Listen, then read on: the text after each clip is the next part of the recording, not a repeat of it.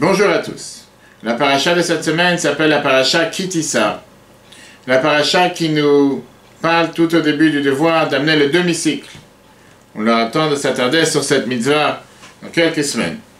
Mais aujourd'hui, on veut s'arrêter sur un autre point qu'il y a dans cette paracha, le devoir d'amener les ktoret, les encens dans le temple. De quoi étaient composés ces différents encens?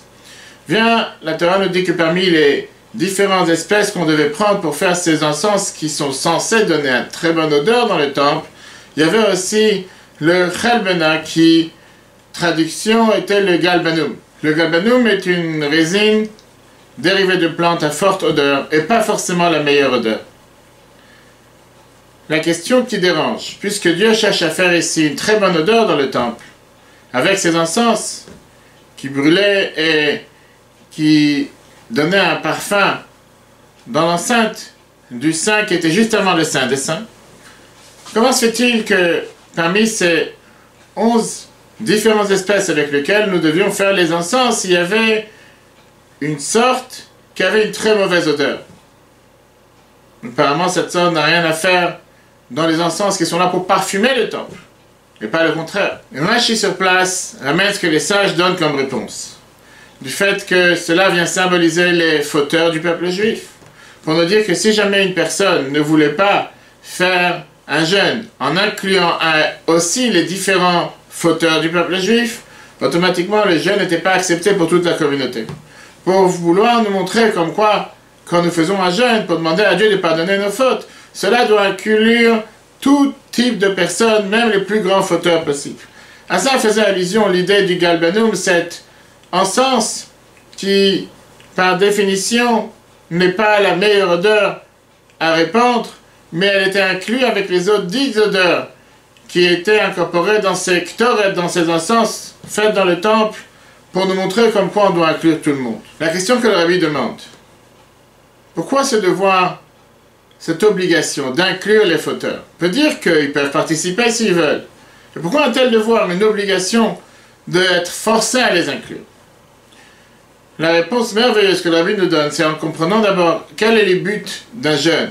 Bien sûr, on connaît tous le jeûne de Kippour.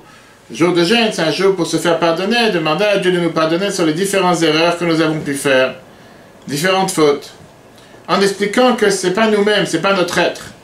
Ce n'est pas une personne qui a fait une faute, ce n'est pas une personne qui a pu faire ou transgresser la parole de Dieu, mais parfois par un vent de folie, quelqu'un il a pu se détourner du bon chemin et c'est la raison pour laquelle il n'a pas fait ce qu'il fallait faire. Et donc de la même manière que j'adopte cette notion par rapport à moi-même ou par rapport à des amis, des proches, que ce n'est pas forcément leur erreur, c'est pas eux, c'est pas leur personne qui a voulu faire cette faute, mais plutôt quelque chose qui leur a fait détourner du bon chemin. Je dois être capable d'adopter cette notion pour qui que ce soit qui a fait une erreur. Je ne peux pas faire une différence en disant cette catégorie d'erreur, elle est pardonnable, cette catégorie d'erreur, elle est impardonnable. Car au final, le pardon appartient à Dieu.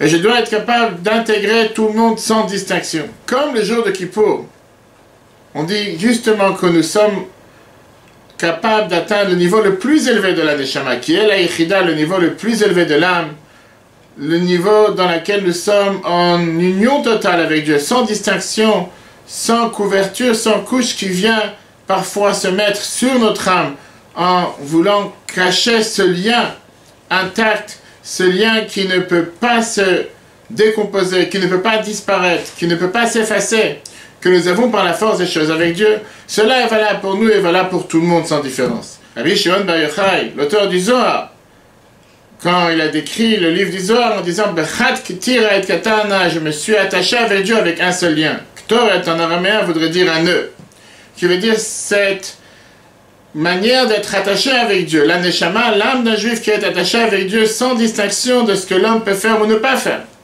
C'est aussi la raison pourquoi ce temple, ce misbeh sur lequel on amenait les encens, n'était pas à l'extérieur du sein, mais à l'intérieur du sein.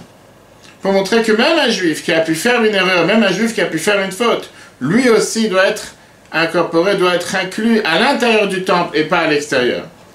Voilà une merveilleuse leçon que nous apprenons de ce galbanum, qui était parmi les 11 espèces avec lesquelles nous faisons les encens dans le temple, qui, oui, c'est vrai, matériellement parlant, était une mauvaise odeur, mais était inclus avec les différents autres 10 espèces. Parce que Dieu veut qu'on puisse inclure tout le monde sans différence. Apprenons à avoir cette compassion, cette compréhension, cette miséricorde envers qui que ce soit qui a pu faire une erreur, qui a pu fauter, même si un juif pour l'instant n'est pas pratiquant. Se dire que c'est un échama au fond de lui, cherche à vouloir faire la volonté de Dieu. Peut-être par inadvertance ou parce qu'il n'a pas eu cette chance de pouvoir avoir une éducation ou manque de connaissances, c'est la raison pour laquelle il n'a pas fait ou ne fait pas les choses comme il faut. Sachons lui apprendre, sachons lui enseigner avec amour, avec joie. L'inclure parmi toutes les mitzvot et parmi le peuple juif sans distinction. Et grâce à ça, méritons la venue de Mashiach très prochainement. Très bonne journée à tous et à la semaine prochaine.